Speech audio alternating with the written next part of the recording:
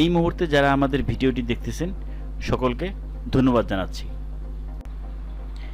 Harun homeo হলের পক্ষ থেকে আরও একটি নতুন গুরুত্বপূর্ণ ভিডিও নিয়ে আপনাদের সামনে আমি হাজির হয়েছি। আশা করতেছি আজকের এই ভিডিওটি আপনারা শুরু থেকে শেষ পর্যন্ত দেখবেন। আজকের ভিডিওর মাধ্যমে আমরা ডক্টর হ্যানিম্যানের জীবন এবং কর্ম সম্পর্কে খুব সংক্ষেপে জানার চেষ্টা করব।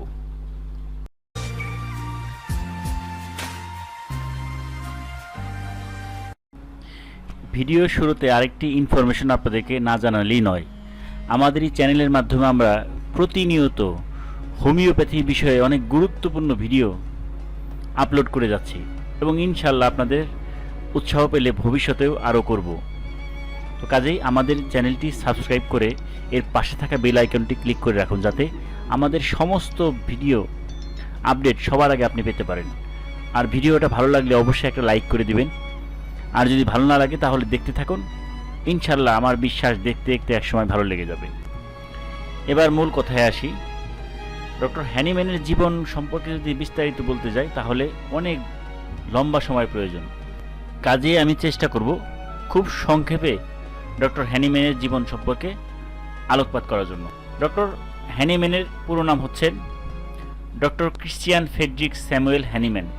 তিনি 1755 সালের 10ই এপ্রিল মাঝরাতের পর জার্মানির সাক্সনি রাজ্যের ক্ষুদ্র নগরী মিসেলে জন্মগ্রহণ করেন এবং তিনি 1843 সালের 2রা জুলাই রোববার ভোর 5টায় প্যারিসে নিজের ঘরে অর্থাৎ রুই দ্য মিলানে শেষ নিঃশ্বাস ত্যাগ করেন। ডক্টর হ্যানিম্যানের জীবনের বিভিন্ন কর্মকাণ্ডের বৈশিষ্ট্য অনুসারে 5টা ভাগে আমরা ভাগ করতে পারি।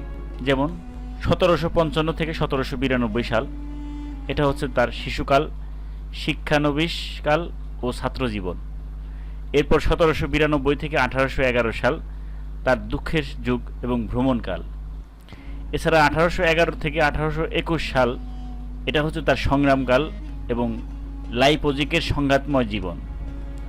এছাড়া 1822 থেকে 1835 সাল শিক্ষাদানের কাল ও কোথেনে শান্তিময় জীবন যাপন করার সময়। আর 1835 থেকে 1843 সাল বার্ধক্যের সুখময় কাল, প্যারিসের উজ্জ্বল জীবন ও শান্তিময় পরিসমাপ্তি। তাছাড়া ডক্টর হ্যানিম্যানের জীবনের উন্নতি ধারাকে 4টি ক্রমিকে ভাগ করা যায়। যেমন শিশুকালের সরলতা, যৌবনের অধ্যয়নশীলতা, বয়প্রাপ্তিকালের সত্য অনুসন্ধানের জন্য অক্লান্ত প্রচেষ্টা ও সত্যকে সুপ্রতিষ্ঠিত করতে প্রতিকূল পরিবেশের বিরুদ্ধে সংগ্রাম এবং সর্বশেষ ইহার ফলাফল হিসাবে চূড়ান্ত বিজয়।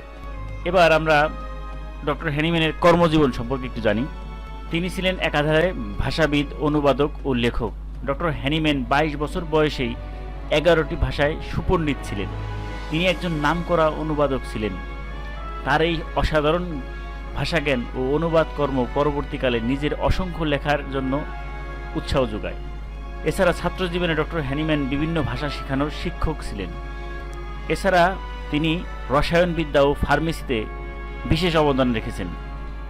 তিনি এই বিষয়ে অনেক মৌলিক আবিষ্কার করেন এবং অ্যালোপ্যাথি সর্বোচ্চ ডিগ্রি এমডি গ্রহণ ও চিকিৎসক হিসেবে কর্মরত ছিলেন এবং পরবর্তীতে আমরা জানি যে অ্যালোপ্যাথি চিকিৎসা তিনি ছেড়ে দেন।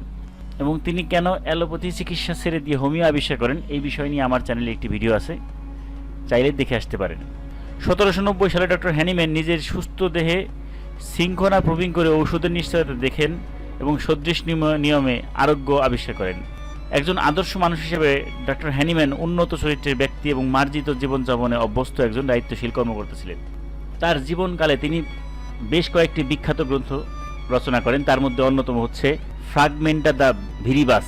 সুস্থ মানুষের উপর ওষুধ পরীক্ষার মাধ্যমে প্রাপ্ত লক্ষণের উপর ইহা হ্যানিম্যানের প্রথম গ্রন্থ। এরপর হচ্ছে অর্গানন অফ মেডিসিন। এটা হচ্ছে অর্গানন অফ মেডিসিনে হোমিওপ্যাথিক চিকিৎসা বিজ্ঞানের নিয়ম নীতি সম্বলিত চিকিৎসা আইন। এরপরে তিনি লেখেন ম্যাটেরিয়া মেডিকা পিউবা।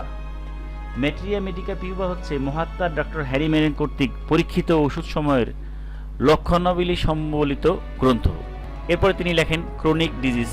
এটা ডক্টর হ্যানিম্যান দেখলেন যে রোগী চিকিৎসায় সুস্থ হওয়ার কিছুদিন পর আবার রোগ যন্ত্রণা নিয়ে ফিরে আসে, তাই তিনি চিন্তিত হলেন এবং গবেষণা করে তিনি এই গ্রন্থ লেখেন। 1817 খ্রিস্টাব্দে তিনি রেপার্টিয়াম গ্রন্থখানি ল্যাটিন ভাষায় প্রণয়ন করেন। তো আজকের ভিডিওর মাধ্যমে আমরা ডক্টর হ্যানিম্যানের জীবন এবং কর্ম সম্পর্কে খুব সংক্ষেপে জানার চেষ্টা করলাম। সবাই ভালো থাকবেন। পরবর্তীতে নতুন আরও ভিডিও নিয়ে আপনাদের সামনে হাজির হব। সেই পর্যন্ত আল্লাহ হাফেজ।